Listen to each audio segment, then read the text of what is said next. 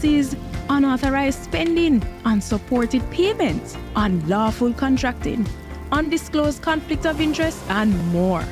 Though the AG identifies the abuse of laws and policies, the law does not empower that office to penalize or sanction, but it does empower the Financial Secretary in the Ministry of Finance. It is also the duty of other anti-corruption and law enforcement bodies to grab the baton and investigate to ensure penalties are applied when appropriate. But the AG alone can't watch all. So when things don't look straight, the Minister of Finance, members of Parliament, Cabinet, public servants, and importantly, you must blow the whistle and the AG will look deeper. So this is where you come in, with 4 things you can do to strengthen those who are fighting to protect our future.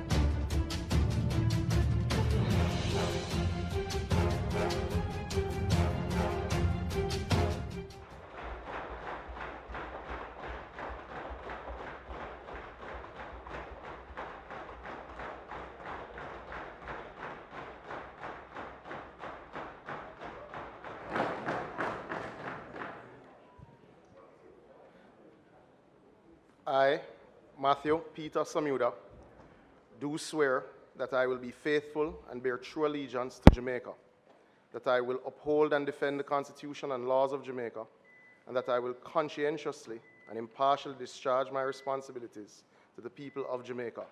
So help me God.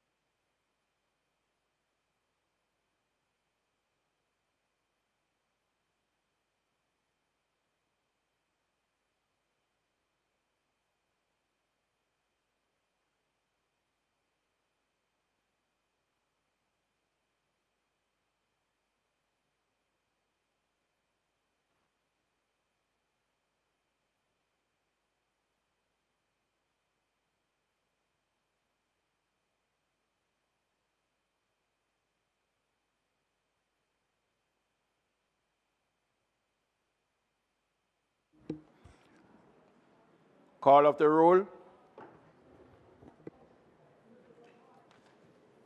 Mr. Bartlett, Dr. Holness, Dr. Clark, Dr. Chang, Ms. Grange, Mrs. Williams, Mrs. Mallow-Fort, Dr. Tufton, Mr. Mackenzie, Mr. Chuck, Mr. Vaz,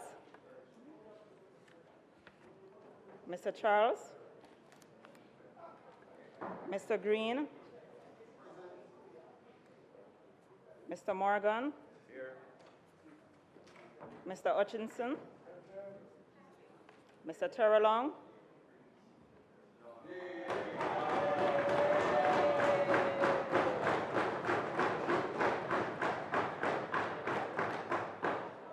Dr. Dunn,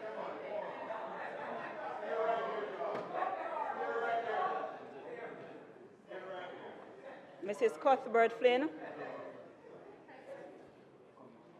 Mr. Main, Mr. Davis, Mr. Witter, Mr. Brown, Dr. Brownberg, Dr. Charles, Mr. Chin, Mr. Cousins, Ms. Crawford, Ms. Daly, Ms. Davis, Mr. Golden, Mr. Graham, Dr. Guy, Ms. Hamilton, Ms. Hannah, Mr. Henriquez, Mr. Henry, Mr. Hilton, Mr. Jackson, Mr. Lawrence, Ms. Lee, Mr. Miller, Mr. Montague, Ms. Morrison, Mrs. Nita Garvey, Mr. Paulwell, Mr. Phillips, Dr. Phillips, Mr. Robertson, Mr. Robinson, Mr. Carl Samuda, Mr. Matthew Samuda,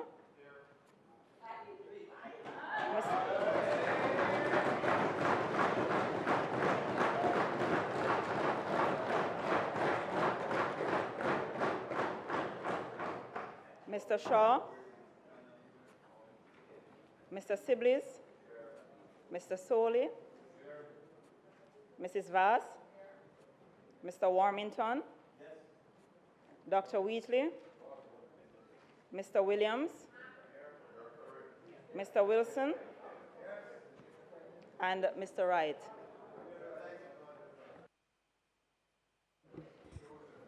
Thank you very much.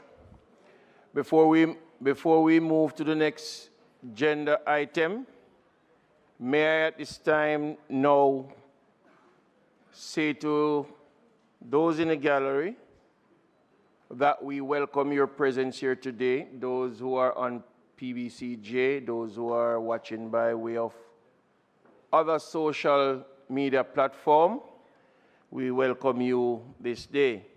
We are knowledgeable of the fact that amongst us here today is the newly minted Member of Parliament, Matthew Samuda from Northeast St. Anne.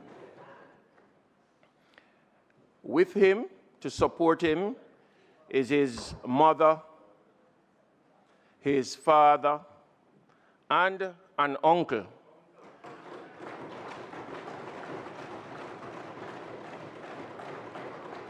He also brought with him an entourage, members of his constituency executive, members of the constituency itself. Let us welcome you all. We know you're very happy, very appreciative, very supportive. But in your support for your new Member of Parliament, today in this House, we ask that you have to smile as much as you want to, but you also have to remain silent, so you won't be given the chance to clap if he speaks. All right? Thank you very much. We will now move right along to, you're looking at the head table below me here. There's a new face, and this face is no other than Mr. Christopher Corn.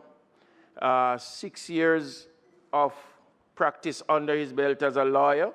Previously, he was with HAJ, and now he is here as our deputy clerk.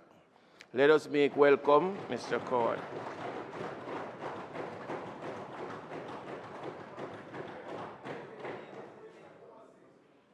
Also, our presenter today, debate, will be Member of Parliament Robert Miller. Mr. Robert Miller. We don't treat Mr. Robert Miller.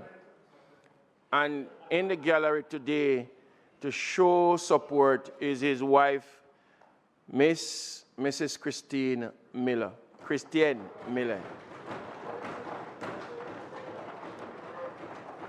At this time, the tributes.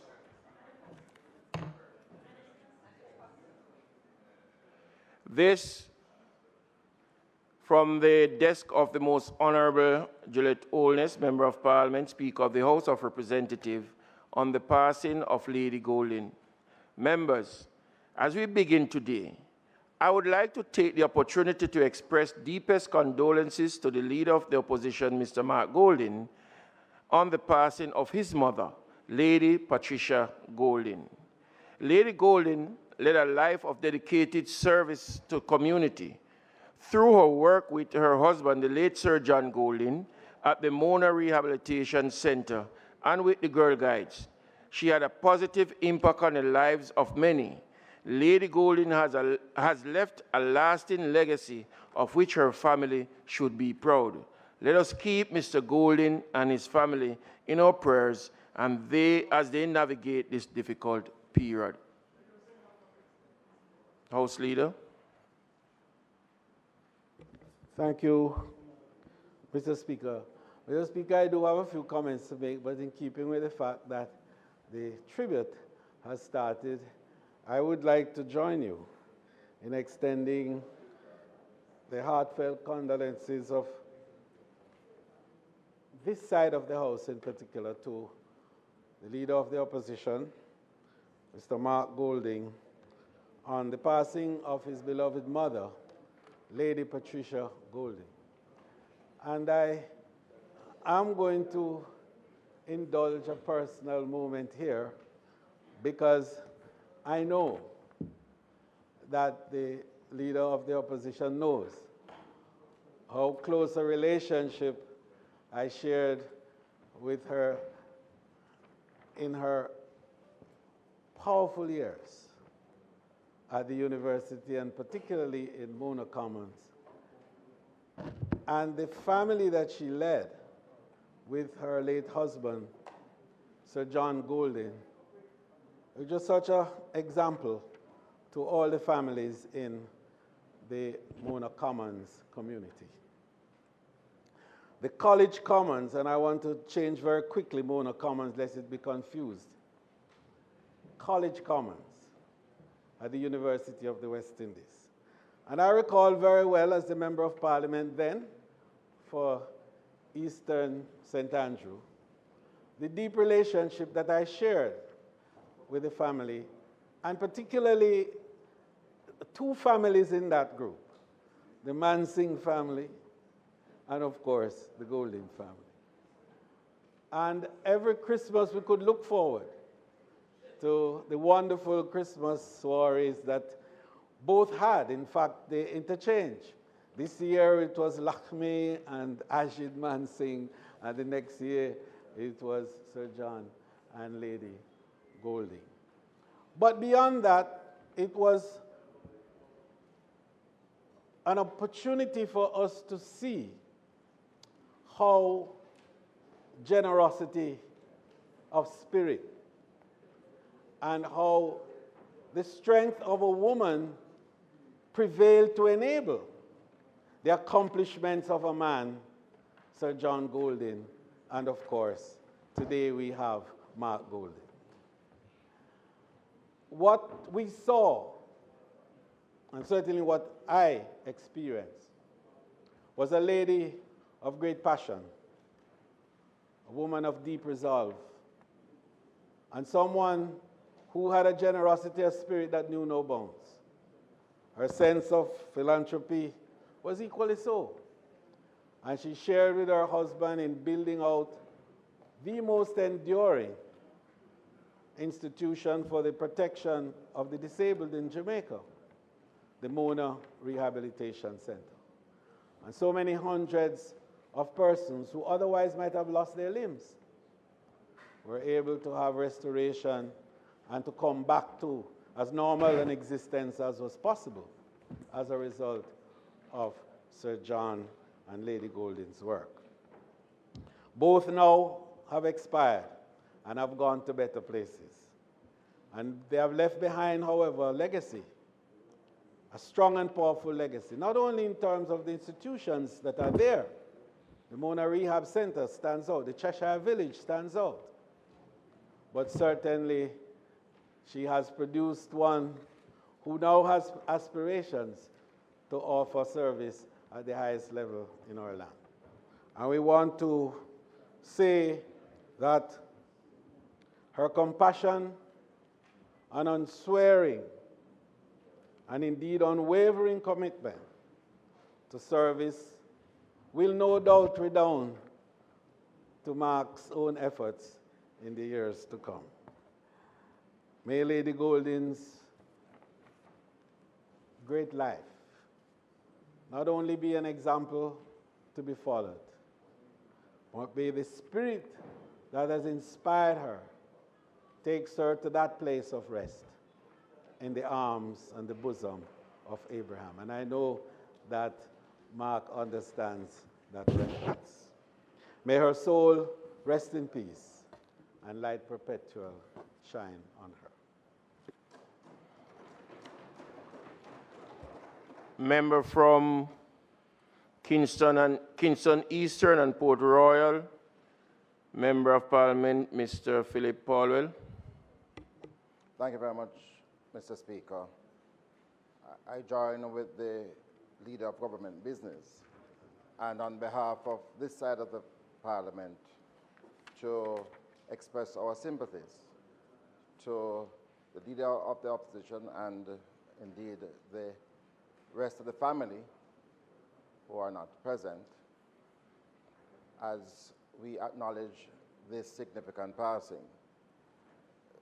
The member from Southwest St. Andrew will give a more fulsome tribute. But what I find remarkable, Mr. Speaker, every week the Leader of Government Business and myself, we meet on the phone to fight about the agenda. But today when we had that meeting, he was much more verbose than normal when he spoke about Lady Golden. And I found that quite remarkable because I learned so much, Leader of the Opposition, from the Leader of Government Business today about Lady Patricia Golden, who I didn't know, unfortunately, but who I believe I know a lot better, having spent that much time on the phone today with the Leader of Government Business. So I want to thank you for that. And the demonstration that sometimes we inside here appear to be always at each other's throat. But when it comes on to national moments of grief and identity, there is always a reaching across of the aisle, and we express our sympathies in humane manner. Lady Patricia Golden is one of those remarkable women that this country has had, oftentimes a bit overshadowed by the more renowned husbands. We know of Mrs. Edna Manley, Lady Bustamante, and so on and so forth. And oftentimes, they are not given the prominence that they deserve. But today, as we acknowledge her